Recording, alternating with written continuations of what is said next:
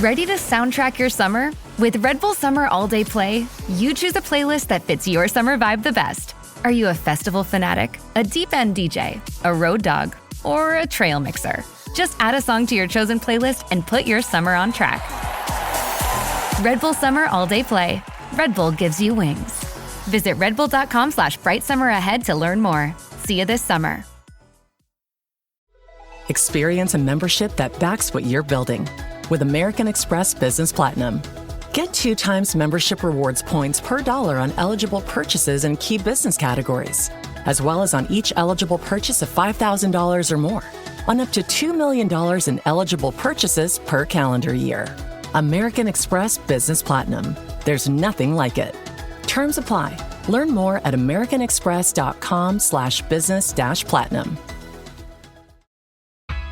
This episode is brought to you by State Farm. You know those friends who support your preference for podcasts over music on road trips? That's the energy State Farm brings to insurance. With over 19,000 local agents, they help you find the coverage that fits your needs, so you can spend less time worrying about insurance and more time enjoying the ride. Download the State Farm app or go online at statefarm.com. Like a good neighbor, State Farm is there. Last night, you spent 2 hours deciding what to wear to the party. This morning, it'll take you 2 minutes to list it on Depop and make your money back. Just grab your phone, snap a few photos, and we'll take care of the rest. The sheer dress and platform heels you'll never wear again?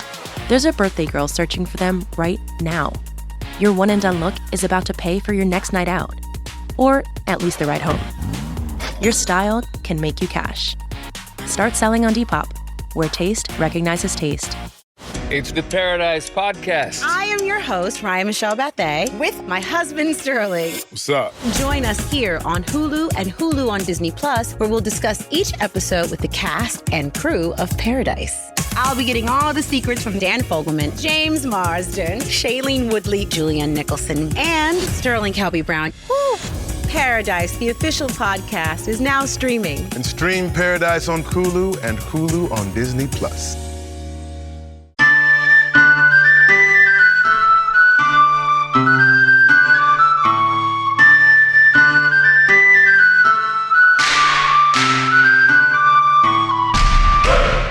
All you heroes, hawks, crows, rooks, and inquisitors. Welcome to the Dragon Age Lorecast, where we unpack, discuss, and theorize about all the lore behind the Dragon Age series. We are so excited to bring you this podcast.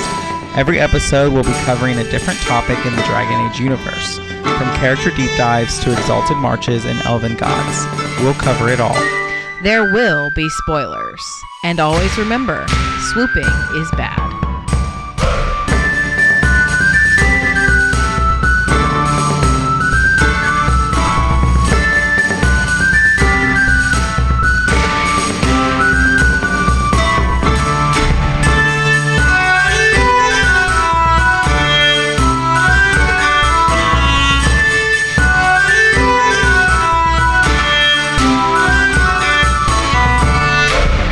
Welcome to the Dragon Age Lorecast, where we talk about Dragon Age and its lore.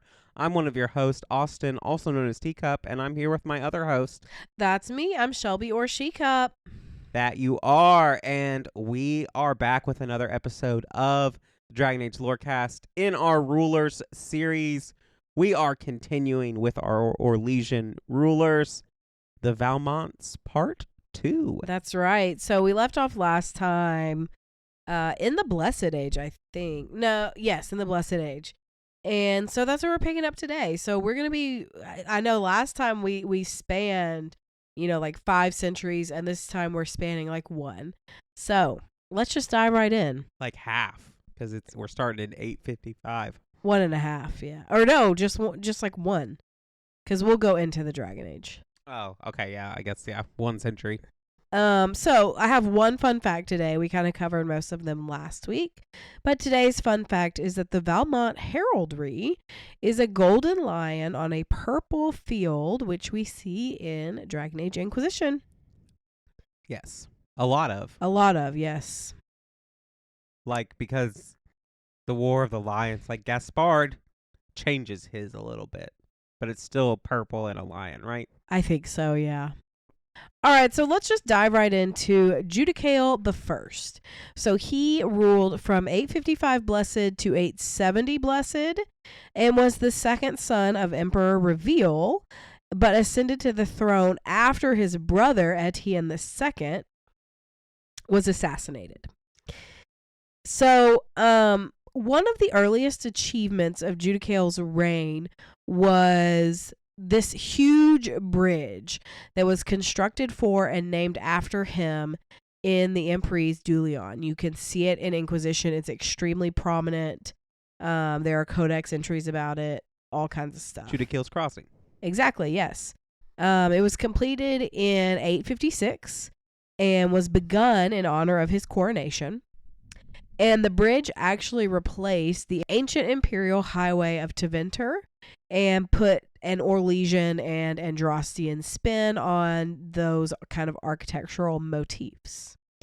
And so when it was completed, Judicael's sister, Grand Duchess Leontine, led a procession of nobles across the bridge and to the hot springs.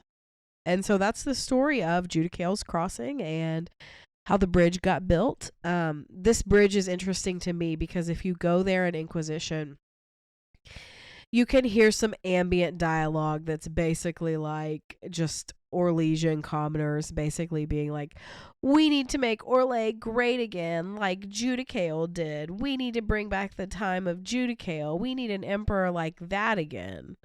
And it's just funny to me. That is really, really funny.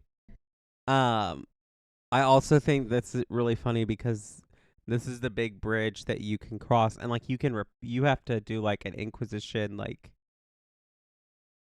you have it's to go a war table mission. I think. Table mission to rebuild it so you can cross it. Right. True. Because there's 3 freaking dragons on the other side of it.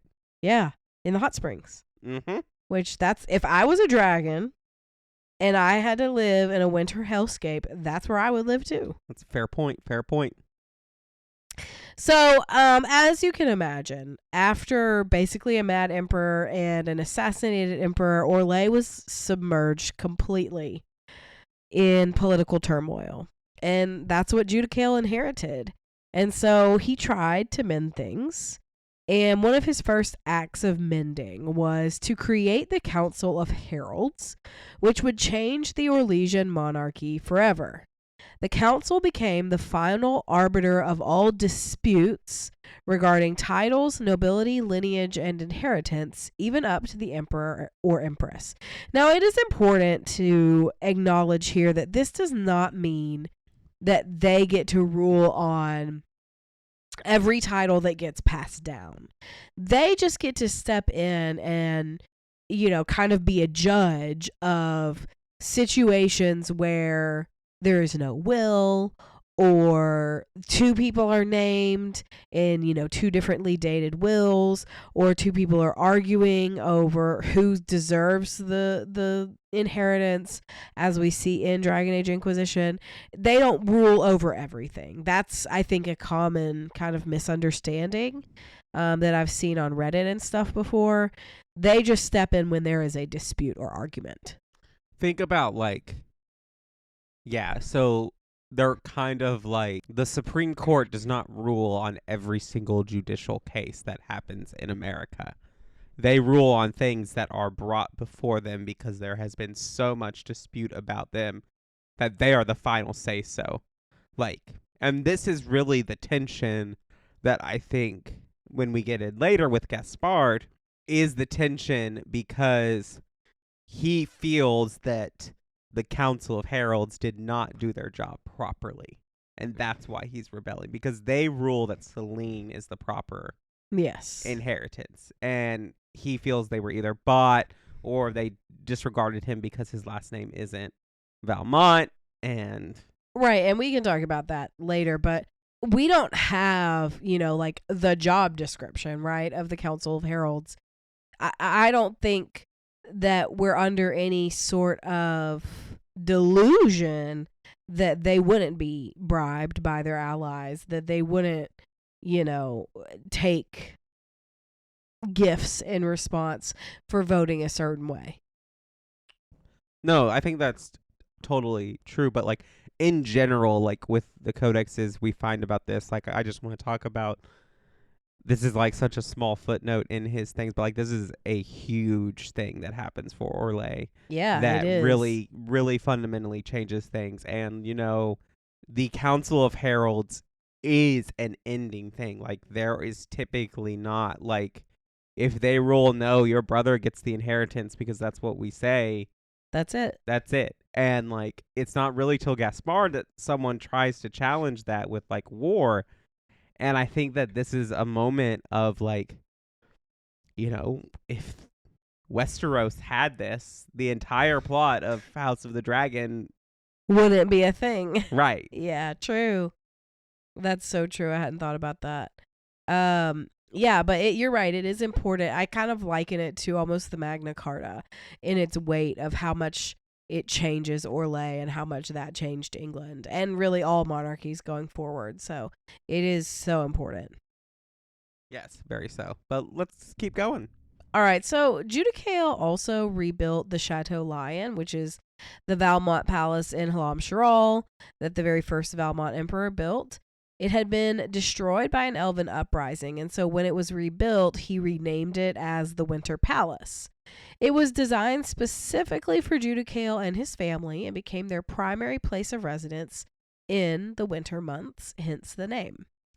I kind of think of this, not to just continually compare to England in this episode, but I do think this is similar to Balmoral in Scotland for the Windsors.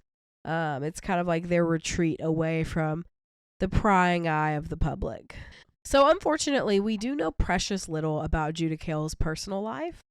We know a little bit, namely that he was married to Duchess Catherine of Habsburg of the Anderfels and had several children. He had Judicael II, who would become emperor eventually, Florian, who would also become emperor, Grand Duke Renaud Valmont, and Grand Duchess Melisande Valmont. And we'll get into some of that later. But we also know in his personal life that he, similar to many of his other family members, had an affinity for the occult. Specifically, I know a lot of times when we say affinity for the occult, we don't think of real things. Like it almost feels fantastical or like something that's not legitimate. In his case, I think he has a point. So here's what he believed. He believed that the lands of Halam-Sharal, where the Winter Palace was built, were located at a nexus of elven magic. He also believed that spending time there would grant him a longer life, like the ancient elves were immortal. Ultimately, though, he did pass away of heart failure in 870, blessed. So, like, yeah. You agree? I mean, I'm trying to think, like, does all the stuff that happens in Trespasser happen there because it's a nexus of elven magic, or because the agents of Fen Harel smuggled in a bunch of Illuvians? That's a great point, but also we don't know. I still don't think we know what year Solus woke up. I agree with that. I don't think it was like right before the Dragon Age, like right before Inquisition. You think there was more of a time gap? I do. I think he woke up.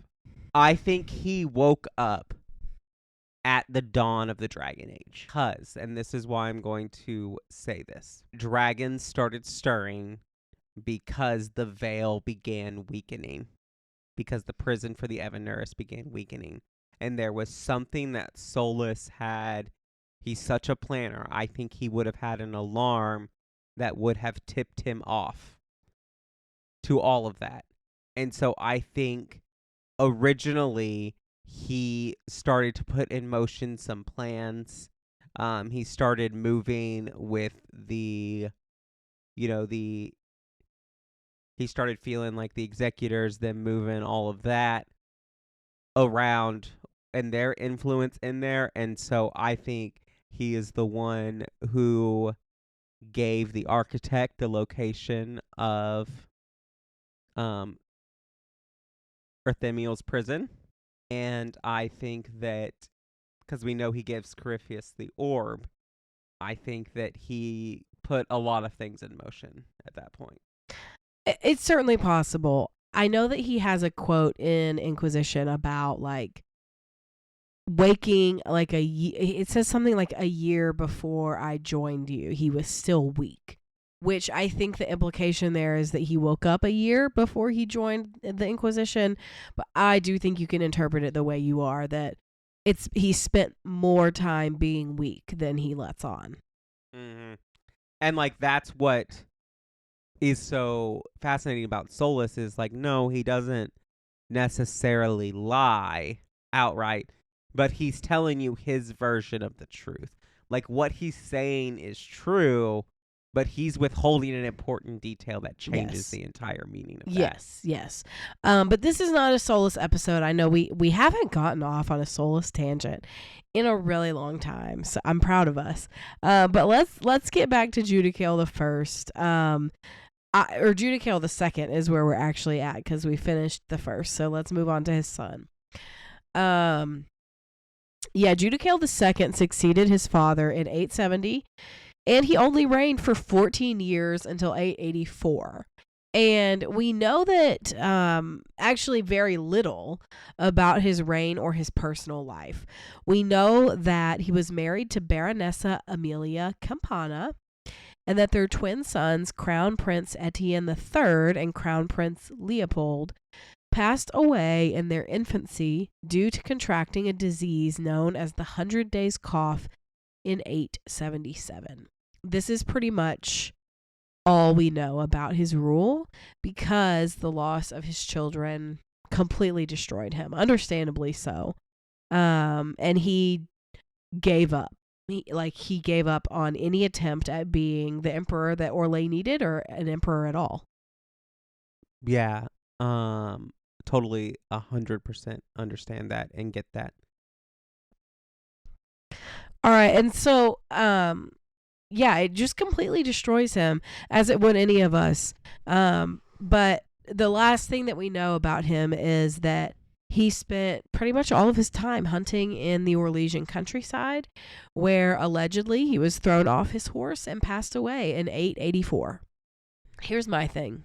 A person that spends all of their time hunting in the countryside gets thrown off their horse so badly they die? Yeah, I guess that's fair. I mean, horses are dangerous. If it got spooked and bucked, I mean, it's possible. My thing is, I don't think this is an issue of foul play, in terms of like, a hunting accident, somebody killed him. I think a suicide is much more likely. I guess that might be fair. And like the truth of the matter is like he's not really ruling at this point anyway. No, certainly not. And so like it's 7 years into his rule. And so like the later 7 years, he's just like, I don't care. Yeah, he doesn't.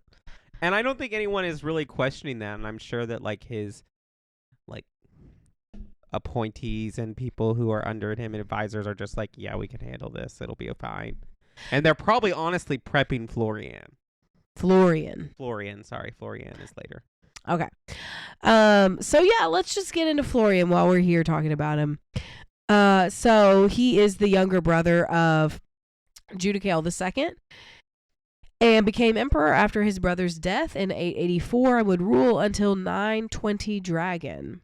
In truth, Florian was absolutely never meant for the throne and would not have succeeded the throne had it not been for the death of Judicael II's children. And this 100 Days Cough also took Florian's child, Princess Evangeline, too. So, before this disease swept through, he absolutely never, ever dreamed in a million years that he would become emperor. He had his happy little life with his family, and that was good enough for him. Most of the imperial court did nothing more than ignore him, and that's how he liked it. He was never interested in the game, and so we know so little of his personal life other than the fact that he was married to Margravine Justinia of Hunterfell. And so much so, his view of the empire and becoming emperor, that when Judicael died and Florian was told the news by his chevalier, his response became famous. And he said, "This will not do at all." So that tells you exactly how much he wanted to rule. Yeah, it doesn't surprise me. It's like he's not really like... He's grieving too. He doesn't really want the attention of the court. He doesn't want to rule, but like there's no one else. Right. Yeah, exactly it. Like he's the next in line. It just makes sense. So I think, getting into politics a little bit, I think that Florian's claim to fame, really in the eyes of Orlais, is focused solely around Ferelden. Because, Orlais has held Ferelden for a while, but it was under Florian's reign that Prince Merrick Theron successfully led the rebellion and threw off their Orlesian oppressors. Even though Florian sent his cousin Megrin to lead Ferelden and sent legions upon legions upon legions of chevaliers to the country, he really wasn't successful in the end. He also threatened Kirkwall with an invasion in the 920s, and he did this because Viscount Perrin Threnhold was charging exorbitant rates to the Orlesian ships to pass through and or dock. And then lastly, he turned away a lot of the nobles that had served in his father's court, and really like noble families who had served the ruler for years and for generations. And he instead favored his siblings, Renaud and Melisande, as well as some cousins, which you can imagine this probably went over like a lead balloon. Right. And I think that, like,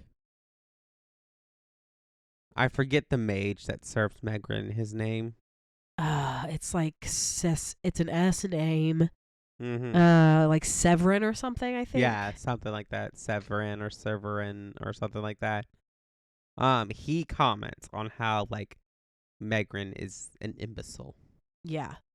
And like that he has to do all the heavy lifting, and I think like this is really Florian's fault, is that like Megrin, had he probably sent one of these nobles who had served his father Judicael the First in the ways that he needed, like they probably, one, would have had probably not as much of a like strong reason for rebellion, because part of the reason that they're able to rally the rebellion is because of how much of an idiot Megrin is and how much of a like cruel person that Severin is. Yeah, you're absolutely right.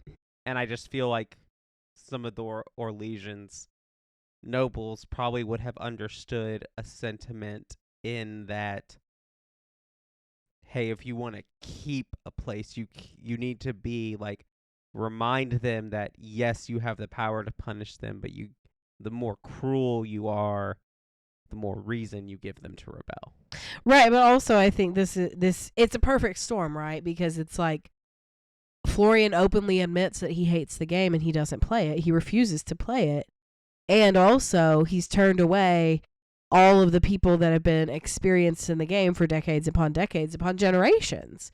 And so everybody in his corner are his family members who love him, I'm sure, and new people who don't know. I'm sure they can play the game, but like they're not as experienced in it as some of the other people would be. Mm-hmm.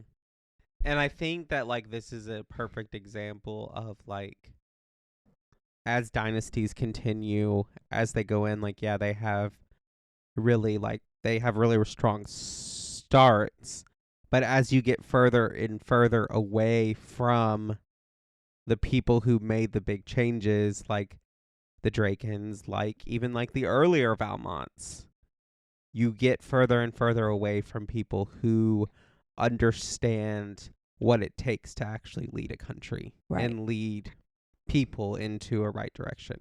Well, and that's why, that point alone is why history is cyclical. It's why we have wars. It's why we have disasters, because people who lead don't know how to lead, cause something horrific. people, have to band together and fix the problems. People die, things are horrible, and then somebody who actually knows how to lead rises up out of that movement, and the cycle starts all over again. Mm-hmm. But let's get into Florian's personal life for a little bit, because this is really where I think it gets interesting. We've got the foundation of he never expected to rule. He has deep grief and he hates the game. That's the foundation. Remember that. But he was also extremely particular about everything in his life. He would limit his appearances at court and really only had contact with his own family members. He did not care one bit about the Orlesian public or even the other minor members of court. He was also a stickler about his clothing and grooming. He hated the latest fashions, hated the whims of the court, would often eschew the current fashions in favor of comfortable clothing, and he also refused to wear any kind of cosmetics, makeup, powders, perfume, that kind of stuff, because he felt that they were dirty. He also banned all children from the palace, including the children of servants. The only exceptions to this were his own nieces and nephews, who were allowed only if they stayed out of his sight. He was also said to have been close personal friends with Divine Beatrix III. And then lastly, he was very close to his cousin Megran, who he sent to Denerim to rule Ferelden as a punishment for some offense. But it's also rumored that Megran was his lover. From the Codex, and I just am going to read it. Regarding suggestions that Florian and his youngest cousin Megran were lovers, the truth is uncertain. If such a relationship existed, it was no doubt kept private due to Florian's aversion to public life and not from any fear of rumors. Such rumors, after all, were likely spread due to the emperor's refusal to sire another child and thus secure his line. Many believed this failing would eventually lead to civil war. The only real evidence of a relationship with Megran is a loud and very public argument the two had prior to Megran's appointment, or exile as he saw it, to the throne of Ferelden.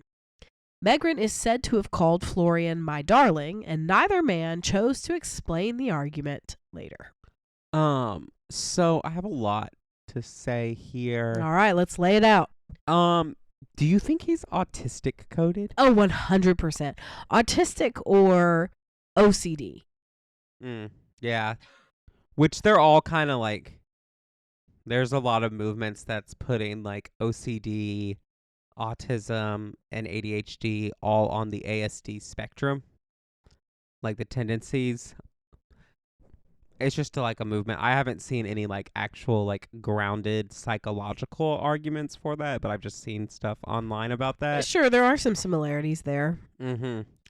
But yeah, it's the things about sticking to comfortable clothing, which is probably about what fabrics sensitivities there, the thinking that powders felt dirty, these are just a lot of things that the aversion from public life. Yeah, absolutely.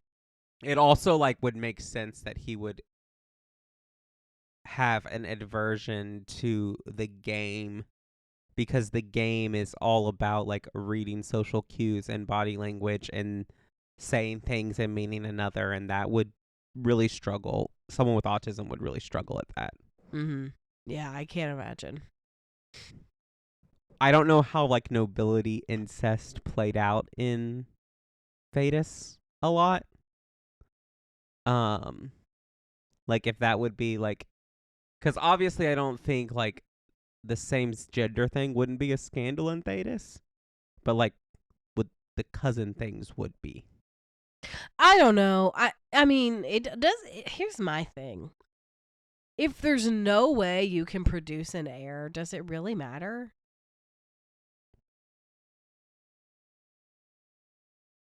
I mean, I'm not saying I'm going to do it. Sure, whatever, but who gives a shit? I guess it's a fair point. It's weird, though. I don't disagree. It is weird, but it's you're not going to hurt anybody by doing this. If you want to go be weird in your corner, go be weird in your corner. I guess that's fair. I also am of the opinion here of there is like another power dynamic here. Like, yeah, they're cousins and they're family and all that stuff, but he's still the emperor. I mean, yeah, I guess. I feel like it's different though. That's probably true. Anyway, I think that it's probably true. And I know that, like, his refusal to sire another heir. I mean, could that be, like, grief of it himself? I think it is. I absolutely think it is, because the way that it's phrased of, like, his refusal to sire another heir implies to me that, like, he knew he could produce a child. He knew he could have another heir. He knew he could declare somebody his heir, but he chose not to intentionally. Fuck the consequences. Yeah, I think that he said, you know, what was her name? Princess, Margravine or something. his daughter, yeah. Oh, his daughter is Evangeline. Princess Evangeline. I think that he said that was my heir, and I'm not going to have another one. Yeah, I think that's fair. And I get it. Like, this family was stricken with a terrible disease that took the lives of 3 children. Yeah. I mean, it's a big deal. 3, not just 3 children, 3 infants. Yes, and I just think that it's devastating. he has a lot emotionally going on, and so I feel for that. But also, like, you're kind of dumb. But yeah, I mean, the truth is, like, if you're born into royalty and nobility, like, you do have a duty to the country. You do have a responsibility to the people you're supposed to be serving. That's why you get to live in the fancy castle, bro. You know? So it is absolutely terrible, and it's heartbreaking and devastating, and I feel for him. But at the same time, you've got a silver spoon in your mouth. Like, if that happened to us, I have to go back to work tomorrow. You know? Like, you get to sit in a palace. right, exactly. I mean, let's be real. Talk about if that happened to us. Like, odds are neither of our bosses would let us come into work. Okay. You know, let's just move on from that and talk about his death. Okay. So, there's a lot that goes into his death. Number one is that his refusal to name or sire another heir almost threw the country into civil war, narrowly avoided, which we'll discuss later. But the question is, how did he die? We know that he was assassinated with the help of multiple influential people in Thedas, but we're not certain of all the details. Here's what we do know. Number one, Florian's mistress was the original Dowager Lady Mantione and was rumored to have been his assassin. We know from the Masked Empire that she and Selene did indeed conspire to have Florian assassinated. We also know at the Landsmeet in Denerim in Dragon Age Origins, when threatening Arl Eamon, Loghain actively claims to have had a role in Florian's death, stating, quote, he would show Eamon the same mercy that he had shown the Emperor. Yeah, I think that this is what I think happened. Florian exiles all these nobles. He puts Megran in charge of Ferelden. Ferelden then successfully rebels after Megran committing hundreds, if not thousands, of troops and chevaliers to maintaining Ferelden, probably costing Orlais, hundreds of thousands of gold. This all after a time of you had a mad emperor, an assassinated emperor, an emperor who did good, an emperor whose 2 children died and decided to say, nah, let's just leave. And then Florian, Orlais probably done at this point. Like, they are whatever. So I think Selene and Lady Matillion, they contact Merrick and Loghain, and they say, hey, we help us do this, and so we can't be implicated in this, and we will ensure that we leave you alone. and we don't send Orlais back. It's certainly possible. But unfortunately, we'll never know. Right, and I think that, I think this gives another point of, with Celine writing to Kaelin to be like, hey, let's get married. Mm-hmm. It's like another point of connection that makes that make a little bit more sense, I think. Right, and it would intend of, okay, Logain is at the point. Yeah, Orlais said they would leave us alone and not send their armies out here, but here's them trying to bind us too. Yeah. Like they have every other country in Thedas. Right, fair. Okay, well, that's all I've got on Florian, so we can kind of skip to the mid-break and then get back into it. All right. This episode is brought to you by Redfin. You're listening to a podcast, which means you're probably multitasking. Maybe even scrolling home listings on Redfin, saving homes without expecting to get them. But Redfin isn't just built for endless browsing. It's built to help you find and own a home. With agents who close twice as many deals, when you find the one, you've got a real shot at getting it. Get started at redfin.com. Own the dream. From sauce to dust to nuggets, it's Taco Bell's new Diablo Dusted Crispy Chicken Nuggets. Are they mild? If they were mild, they'd have to change the name to Little Rascal Nuggets or Minor Nuisance Nuggets. Definitely Diablo. New Diablo Dusted Crispy Chicken Nuggets, a brand new classic. Only at Taco Bell.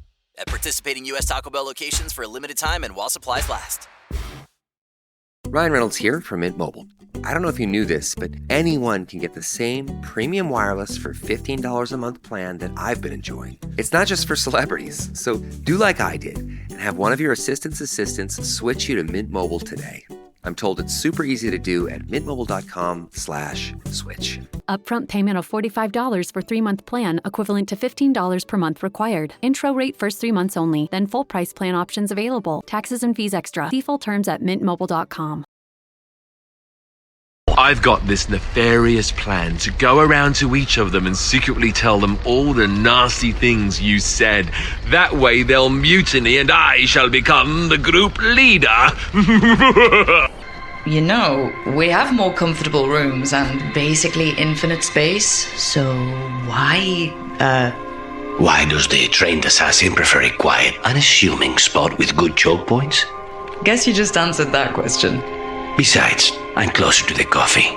Just wondering if the feathered pauldrons are an essential part of the moody rebel mage persona. What are you talking about? I'm working on an epic poem about a hopelessly romantic apostate, waging an epic struggle against forces he can't possibly defeat. What do you mean, can't possibly defeat? Well, it's not a good story unless the hero dies.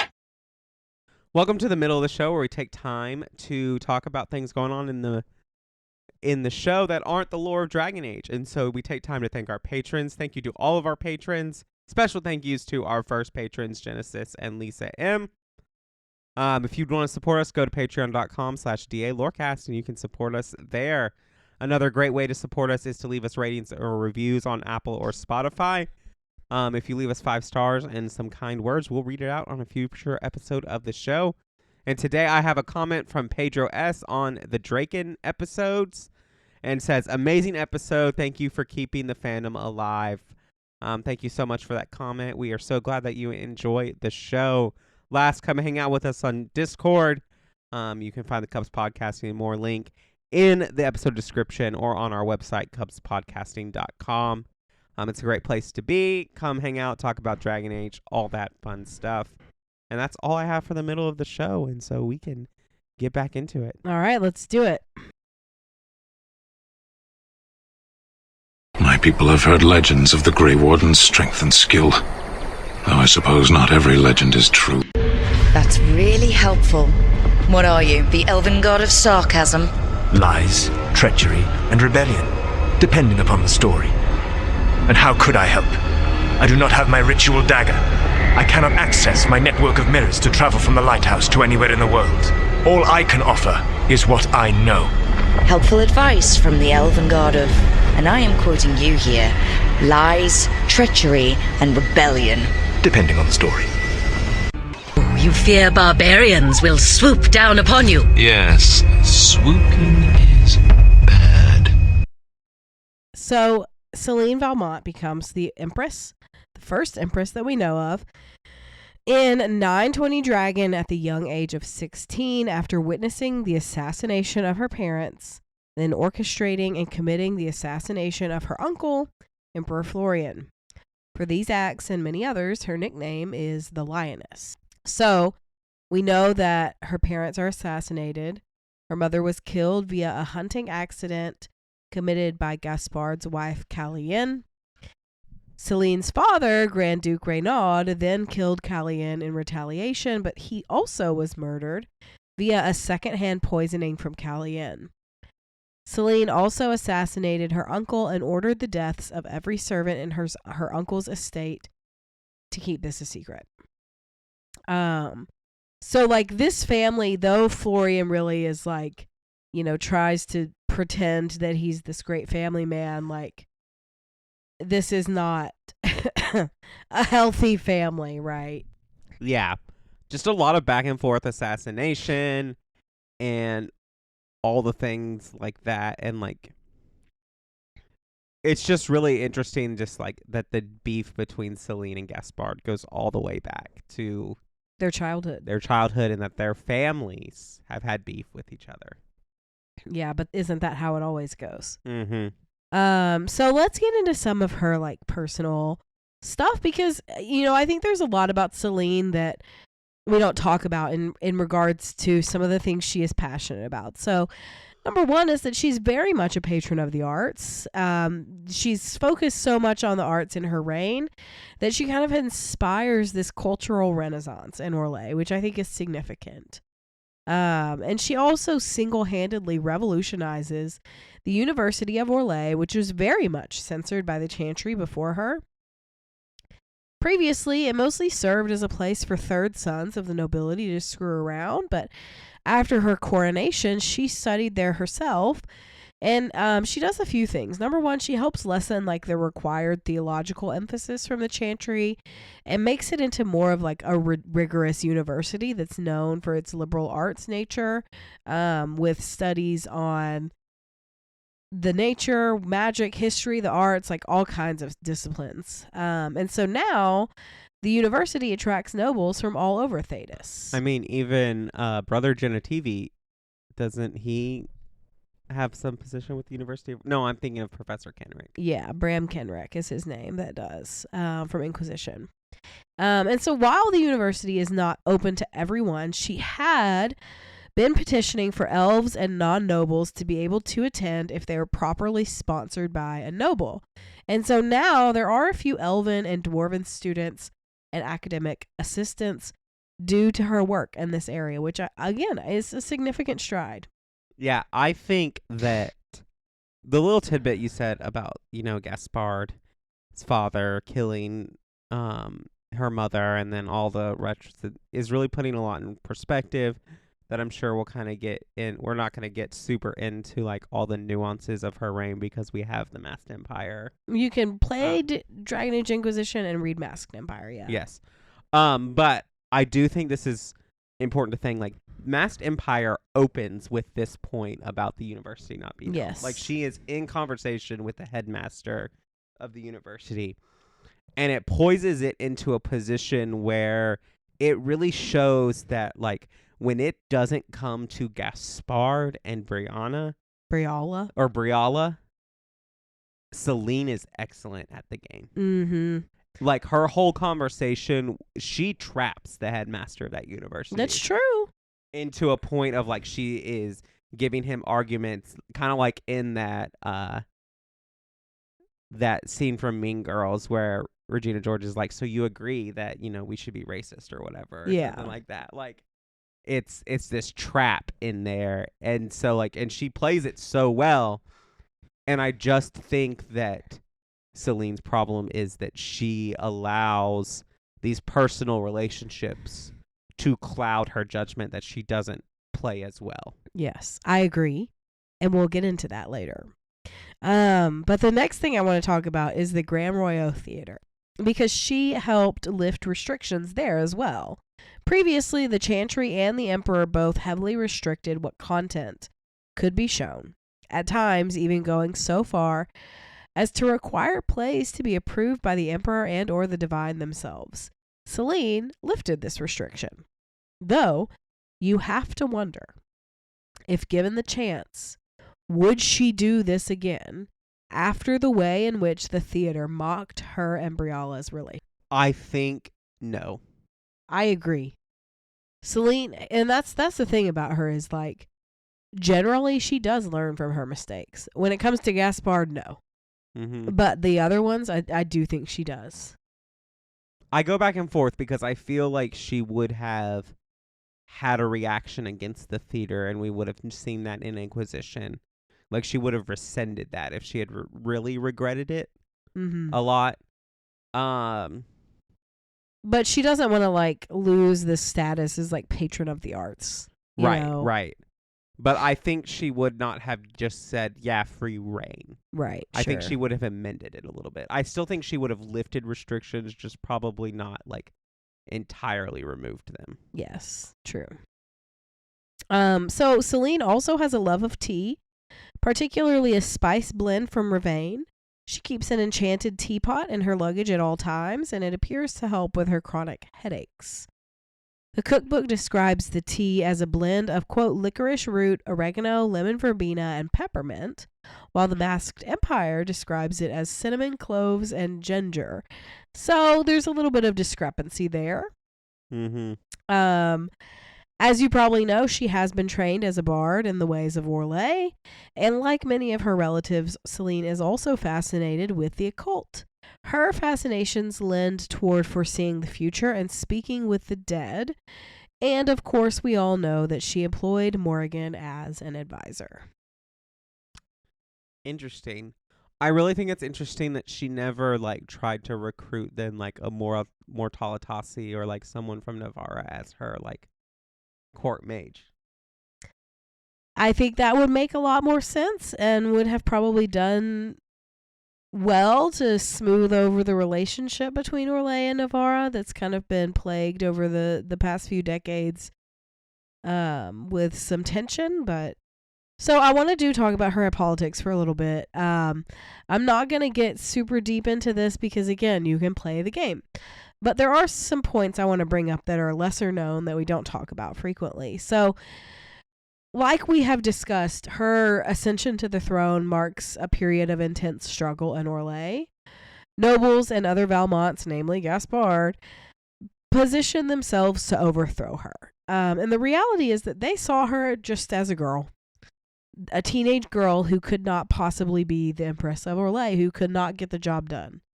They felt that she was too young and too inexperienced to hold any sort of power. But Selene does indeed hold on to her power. She hinted at the possibilities of marriage to certain noble, powerful families, just enough to keep them at bay and supporting her, but never enough to actually commit herself to another man. She never does get married, and as she began to age out of her childbearing years, unease and rebellion began to foment again. But I think one of the most significant aspects of her rule is her willingness to work with Fereldans and see them as people, not just something to conquer. None of her predecessors did so.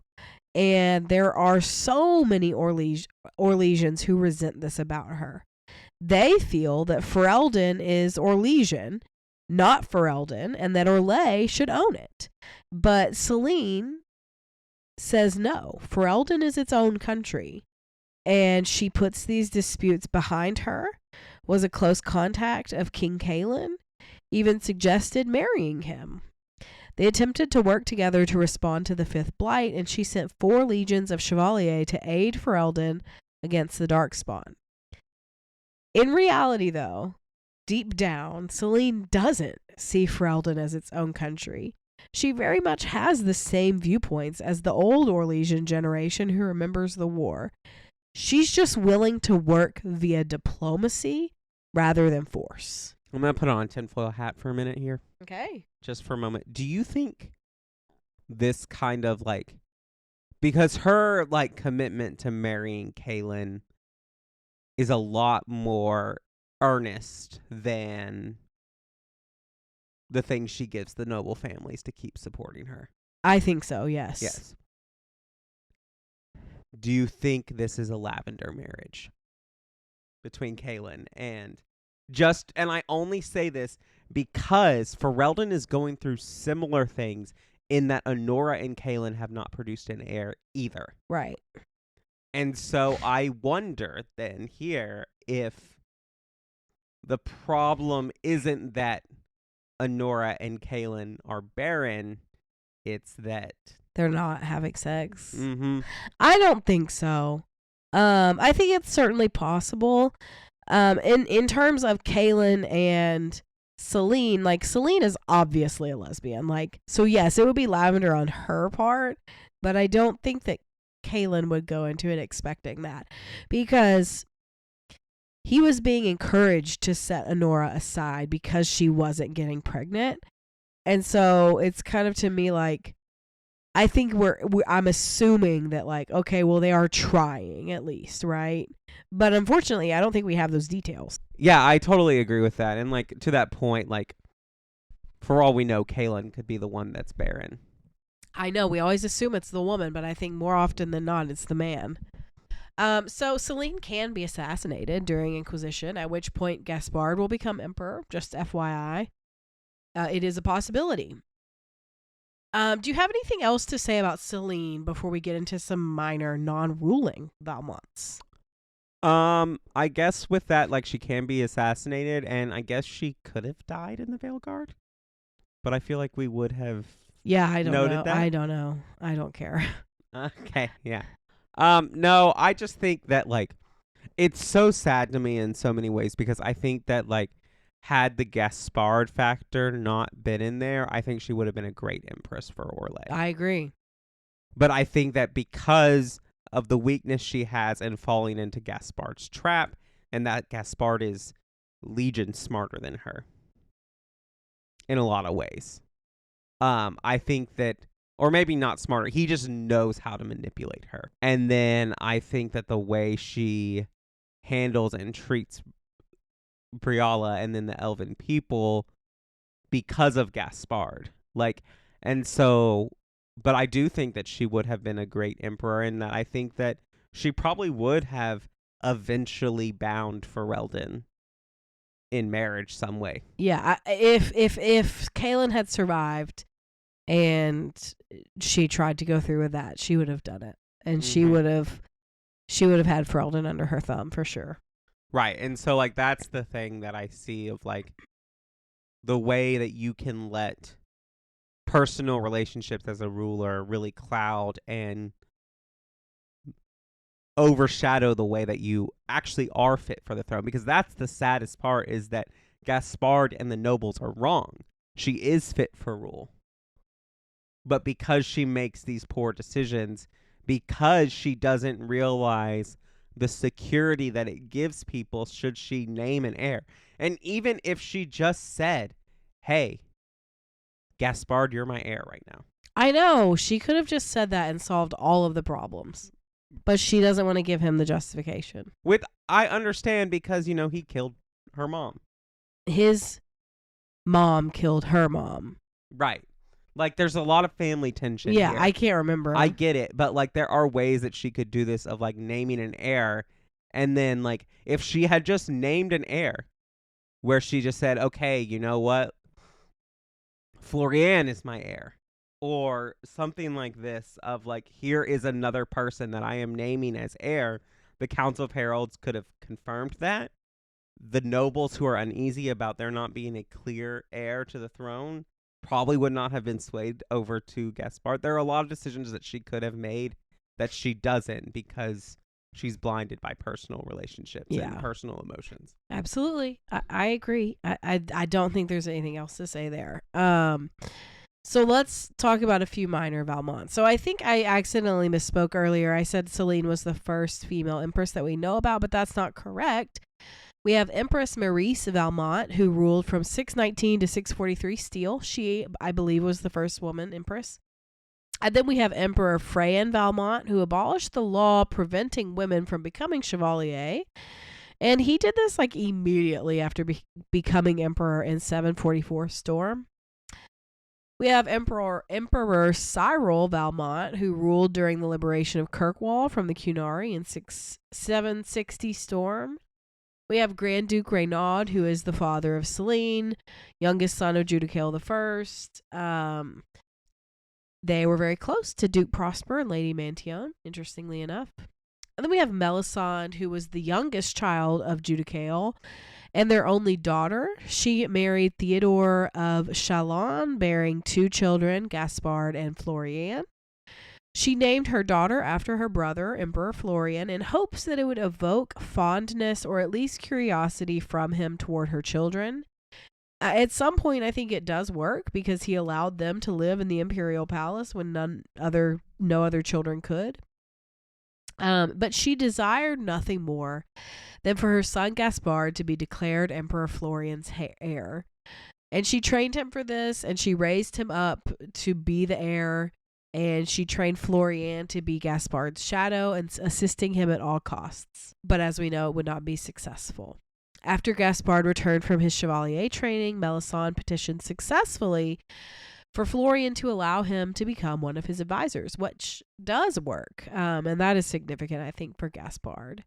But Gaspard is another member of this family. And, you know, as we just discussed, he was raised up to believe that he should be the heir. And the Council of Heralds chooses Selene instead.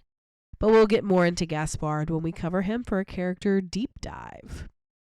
Florian, Gaspard's younger sister, makes an appearance in Inquisition. We'll cover her at some point on probably a side character, maybe a character deep dive in the future. And that is the Valmont family. Do you have any thoughts about them as a group? I think that this is why they choose Selene. Because even though Gaspard is the eldest, he is the first child of the youngest child of Judicael, the first. So, if we're talking line of succession, because gender does not matter here. Right. Selene's father is older than Gaspard's mother. And so, Florian is the last of his siblings to survive. Not Florian. Florian is the last of his siblings to survive. And so, at this point, if we're going in succession, if Florian dies, with no heir, the next in line would be Selene's father. And so then it goes to Selene. Whereas Gaspard, even though he's older than Selene, his mother is further down the line of succession than Selene's familial line. That's fair. We're going by standard rules of succession. That is a good point. I think that's a fair point.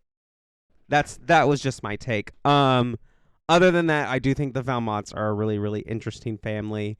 I really appreciated this deep dive, and if you really want to know how much I appreciated and found this interesting, there is a new noble family that I introduced in our D&D campaign in the session group that you're in that I inspired from their name. I named a noble family the Valmont family. Oh, you did. Look at that. All right. Are we ready to get into our side character? I am. Today's side character is Divine Ambrosia II. She reigned during the Divine Age and is the third divine, at least that we know of chronologically, reigning after Justinia I and Ambrosia I. We don't know much about her, but what we do know is fascinating. Number one is that she attempted to order an exalted march against her own cathedral and her own people. Yes, she tried to attack herself. She does this because there were protesting mages who had barricaded themselves inside, and Homegirl was willing to risk it all. End quote. But here's what the Codex says. It is a truth universally acknowledged that nothing is more successful at inspiring a person to mischief as being told not to do something. Unfortunately, the Chantry of the Divine Age had some trouble with obvious truths. although it did not outlaw magic. Quite the contrary, as the chantry relied upon magic to kindle the eternal flame which burns in every brazier and every chantry. It relegated mages to lighting candles and lamps, perhaps occasional dusting of rafters and eaves. I will give my readers a moment to contemplate how well such a role satisfied the mages of the time. It surprised absolutely no one when the mages of Valroyaux, in protest, snuffed the sacred flames of the cathedral and barricaded themselves in the choir loft. No one, that is, but divine Ambrosia II, who was outraged and attempted to order an exalted march upon her own cathedral. Even her most devout Templars discouraged that idea. For 21 days the fires remained unlit while negotiations were conducted, legend tells us, by shouting back and forth from the loft. The mages went cheerily into exile in a remote fortress outside of the capital, where they would be kept under the watchful eye of the Templars and a council of their own elder magi. Outside of normal society and the chantry, the mages would form their own closed society, the Circle, separated for the first time in human history.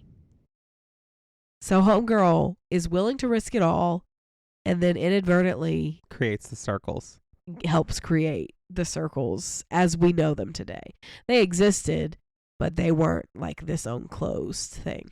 And it really grants the mages in this point of like, no, they don't get their liberation really from the Templars or any of that, but like they gain significant autonomy. They do. That's true. Like they're able to form their own like societies and politics, and like there's, I think they're called fraternities, right? Yeah. In the society, and like it basically becomes like, I can see the intentions. Like there are Templars and staunch Templars who view the circles as prisons. But there are mages, and I think the mages who kind of form and build this up of like, let's make these like more like academies. And I think that's the intention. The circles are meant to be like academies to teach mages to control and harness their magic and powers. Yes, that's a great point. And I mean, I do think it's interesting because it's like she was willing to risk it all, and like does not. I don't think she ever would have thought that would be the consequence of her actions. The Divines are something else. They are unhinged sometimes. It's really funny. It's like you have the ones that are like, oh, you were appointed because your brother was the emperor. Oh, they made porn of you and you were fine with that. Oh, you were really nice. Oh, you wanted to attack and burn down your own cathedral. I have whiplash. I know. It's really funny. Though I'm sure if you read about the popes and patriarchs of the Catholic and Eastern Orthodox churches, you would do similar things. That's a fair point. All right. Well, that's really all I have to say about her, because there's not a lot else to say. Yeah. It's just, okay, you're wild. All right. Girl boss? I guess. Gatekeep? Definitely. Gaslight, probably. Mm-hmm. Definitely. All right. Well, anything else to add? Otherwise, no, I think we're ready to go. All right. Well, thank you so much for bringing this episode to us. We are closing out with the Valmonts and the Orlesians. Where are we headed to next? Well, we'll have a character deep dive that keeps us in Orlais. And then after that, you'll just have to wait and see. All right. We're going to keep you in suspense. Thank you all for listening to the Dragon Age Lorecast. We'll see you next time.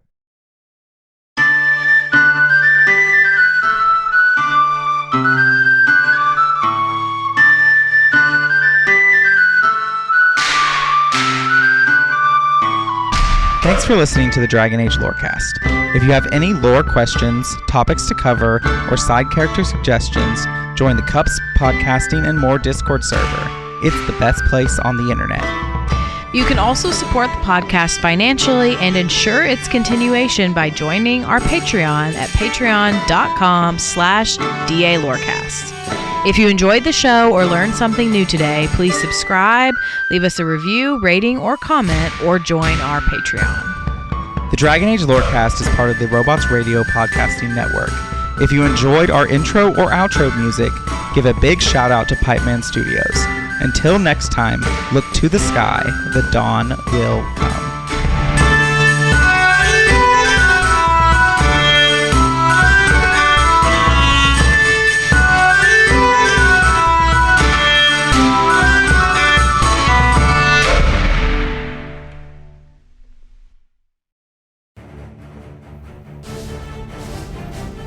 You want the One Piece lore? Then you can have it. I've left all of it here on the One Piece Lorecast. That's right, if you are looking for the One Piece lore, you have found it.